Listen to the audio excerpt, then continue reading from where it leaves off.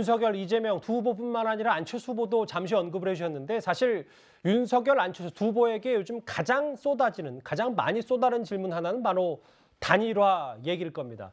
단일화 관련해서 새로운 여론조사 결과들이 속속 등장하고 있는데 단일화 얘기를 좀 보겠습니다. 1월 10일부터 11일 양일간 YTN이 의뢰한 여론조사, 리얼미터 여론조사 결과는 단일화 시 가상 대결, 만약에 윤석열로 단일화가 된다면 보수 야권이 38대 43, 물론 여기는 오차 범위의 접전이고요.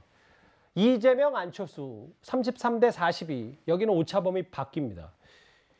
뭐 단일화는 가정입니다만 이승훈 변호사님, 이런 흐름들이 지금 이재명 선대에는 뭔가 압박과 부담이 되진 않을지 어떻게 판단하십니까? 일단 굉장한 변수잖아요. 단일화가 될 수도 있고 안 될 수도 있기 때문에 굉장히 신중하게 생각하고 있는 부분이라고 생각되고요. 다만 이제 저 단일화 시 가상 대결의 저 그래프는 단일화를 전제로, 즉 윤석열 후보도 될 수 있고 안철수 후보도 될 수 있다는 전제 하에서의 어떤 가상 대결 지지도이기 때문에 당연히 이재명 후보보다는 조금 더 많이 나올 수밖에 없지 않나 싶고요. 예. 만약에 이제 단일화로 됐을 때는 단일화에서 떨어진 후보를 지지했던 지지자들이 정말 그 상대 후보에 갈 것이냐, 아니면은 이재명 후보로 갈 것이냐, 이것에 대한 논의는 좀 더 필요하다고 생각되고요.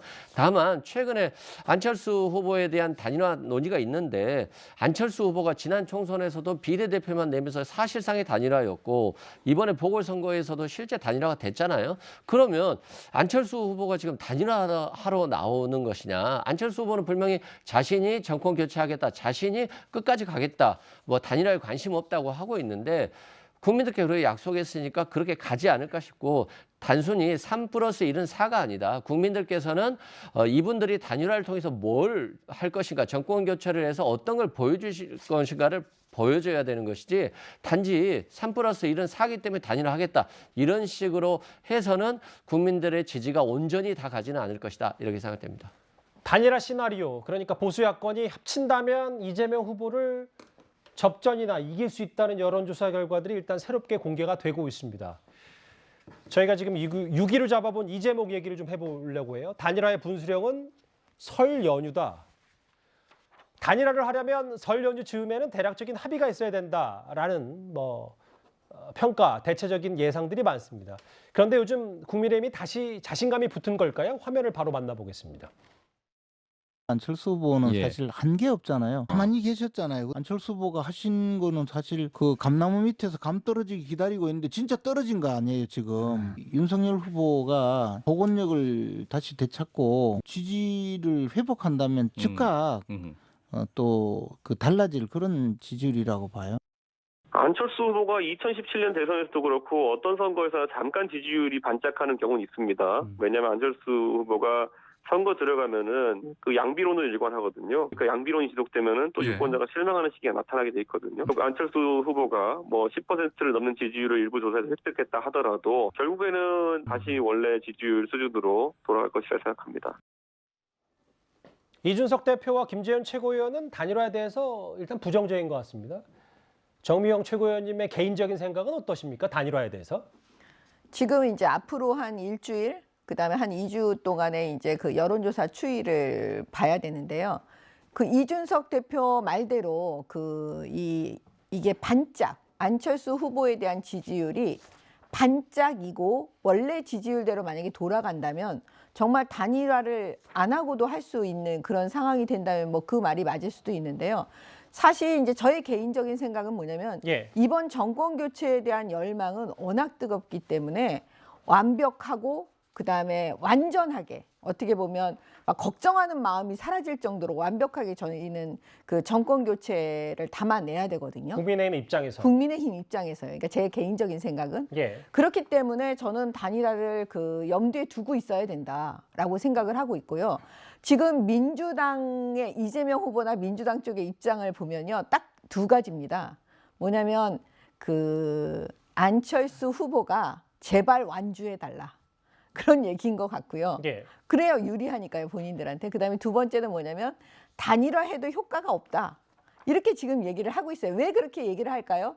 그렇게 하면 본인들한테 유리하니까 그렇게 얘기를 하는 거잖아요. 예. 그런데 가까운 저희는 뭐 김대중, 김종필, 노무현, 정몽준, 문재인, 안철수 단일화 얘기할 것도 없이요. 최근에 서울시장 오세훈 시장 선거 때 그 단일화는 굉장히 성공적이었습니다. 예. 그렇기 때문에 우리 기억 속에 우리 지지자들의 기억 속에 아 단일화를 하면 효과가 컸고 이겼다. 확실하게 이겼다. 그것도. 그다음에 단일화의 효과가 지금 없다고 하시지만 단일화 효과가 워낙 컸기 때문에 제가 볼 때는 이번에도 사실은 안철수 후보와의 그 단일화는 사실은 염두에 두고 있어야 되고 국민의힘은 더 겸손한 마음으로 지켜봐서 완벽하고 완전하게 단일화에 성공해서 정권 개최를 해야 된다. 저는 이렇게 봅니다. 그러니까 김재현 최고위원과 이준석 대표의 생각은 조금 다르시네요. 정미경 최고위원님. 아니 근데 그러면, 지금 국면에서는 예. 다른 게 아니고요.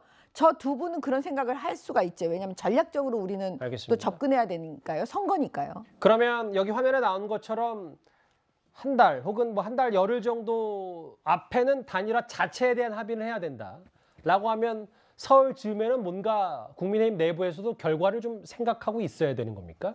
아니 이제 준비는 사실 물속에서는 또 누군가는 접촉을 하고 있을 거예요. 제가 뭐 그것까지는 알 수가 없지만 예. 그러면 결국은 지금 여태까지 그 기본적인 시점이 있어요.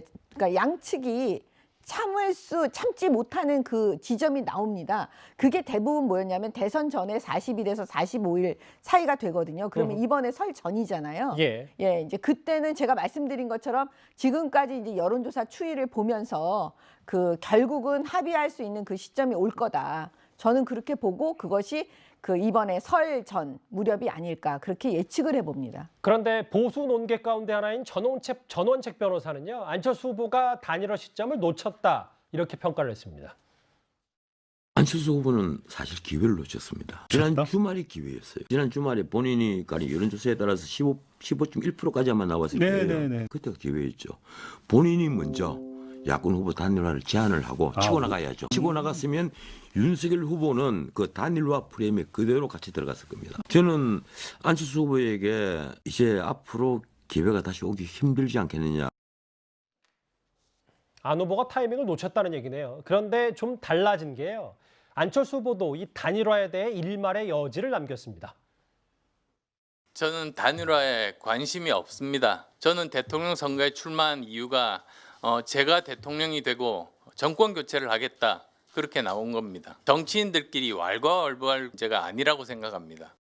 국민의 절대 다수가 그거를 원하신다면 그걸 이제 그때 가서 저는 판단해 볼 수 있는 사안이라고 보지만 누가 더 좋은 정권 교체의 적임자인지 누가 더 확실하게 정권 교체를 할 수 있는 후보인지 이 부분에 대해서 국민들께서 저는 가름말을 타 주실 거라고 보거든요. 어느 시점이 되면 때가 되고 시간이 흐르면 하나의 큰 흐름이 만들어집니다. 저희들은 거기에 대해서 그런 국민들의 어떤 그 현명을 믿고요. 오로지 그냥 저희 길을 가겠다.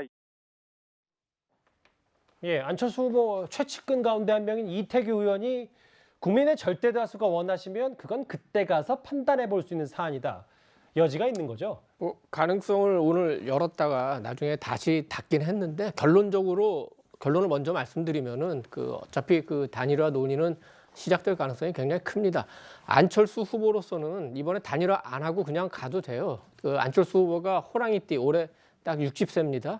그래서 본인은 개인적으로는 2번 정도의 더 기회가 있다고 생각을 할 겁니다. 그래서 다차기나 차차기를 생각하면은 그냥 가는 게 낫다고 생각하겠지만 지금 그 중도 보수 유권자들의 그 정권 교체 열망이 워낙 강하기 때문에 그거를 안철수 후보가 외면할 수가 없습니다. 특히 현재 나오는 여론조사만 보더라도 윤석열, 안철수 두 분의 그 지지를 합치면 물론 이건 뭐 그냥 그 1차 산수겠지만 50%를 넘거나 가까운 게 있기 때문에 그렇다면 두 분이 힘을 합치면 무조건 정권 교체 되는 거 아니냐 이렇게 그 유권자들이 밀어붙이면은 그거를 외면하기 굉장히 그 어려울 것 같고 아까 그 전원책 변호사는 안철수 후보가 기회를 놓쳤다고 하는데 제가 보기엔 꼭 그렇지 않습니다. 오늘만 하더라도 이재명 후보도 예기치 않게 또다시 변호사비 대납 의혹과 관련돼서 새로운 또 의혹이 나오고 또 윤석열 후보도 또 그 가족 문제에 대해서 또 지금 뭐 새로운 의혹을 여권에서 터뜨리겠다고 예고를 하고 이런 굉장히 많은 변수들이 있기 때문에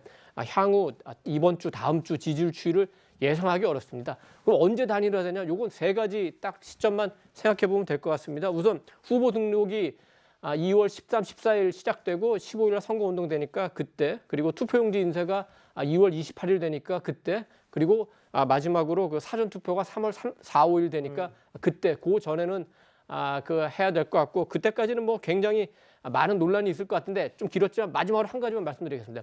서울시 선거 우리 지금 정미경 의원님 말씀하셨는데 지금 서울시 정부시장이 그 안철수 대표의 그 비서실장이었던 김도식 부시장이고 예.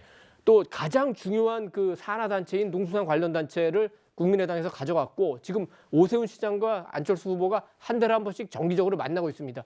서울시가 그렇게 구조적으로 단일화가 잘 된 거예요. 알겠습니다. 이걸 원용하면은 국가 차원의 단일화도 좀 더 발전적으로 해볼 여지가 있다 이렇게 생각합니다. 단일화 분수령 그 시점은 설 연휴가 될 것이다라는 전망까지 나왔습니다. 이 주제 여기까지고요. 다음 주제는 글쎄요. 야당에 있었던 이른바 당대표 리스크가 여당에도 옮겨 붙은 건 아닌지 모르겠습니다. 바로 만나보겠습니다.